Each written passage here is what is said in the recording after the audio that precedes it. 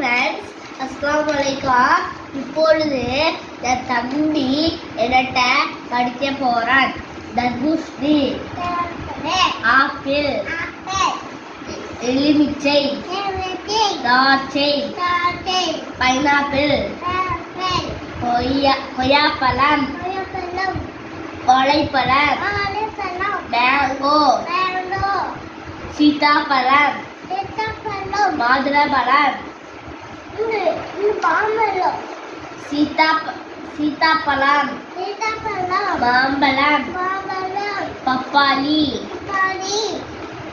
beans, carrot, potato, கத்திரிக்காய், பாவக்காய், வெண்டைக்காய், தக்காளி, வெங்காயம்,